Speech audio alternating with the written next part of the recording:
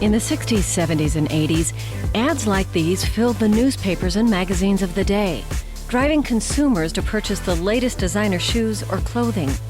It was the way retailers lured shoppers into the stores. And Omaha fashion illustrator Mary Mitchell was the hand behind those alluring sketches. I had about 15 retailers calling me and doing their ads, and they would appear also in the Lincoln Journal, plus the local magazines here. Retailers would drop off a garment at her studio for her to create a rendering. Mary drew the clothing consumers wanted to wear, with the faces of people we might want to be. If you're picking up a newspaper and you see an illustration in comparison to a photograph, you sort of put yourself more into the illustration because you're seeing a photograph of a person. Whereas the illustration, you'll think, well, maybe I would look pretty good in that dress.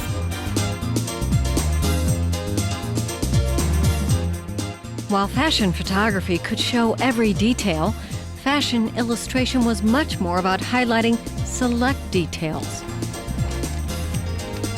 In fashion illustration, the artist shows you what she feels about this outfit. And she may do a little bit more pizzazz or oomph or more detail. Like for instance, if there was embroidery design, you would see that better rather than a photograph. While these sketches were designed to sell clothes, they also contain a high level of artistry. It's a true art of manipulating the eye. As an illustrator, you're trying to move the eye through the composition, just like an artist is trying to move the eye through the composition. Starting at the left, probably the rendering or the garments at the left, then maybe some more detail at the right, and the text at the right. Mary's late illustrations, she takes some creative license and becomes both interpreter and a designer, I think. You could almost name the fur, like you could name that it was chinchilla, or you could name that it was mink. And that was her talent of the detail and the depth that she could get with just using her 935 pencil in black and white, and she could get all that detail, which I think is remarkable. And these drawings were something Mary simply couldn't part with. It was a crime to throw them away. It was a lot of work, a lot of hours put in those. So I kept him in my studio downstairs in a drawer. I put so many hours and time and work into this, I didn't want to throw him out.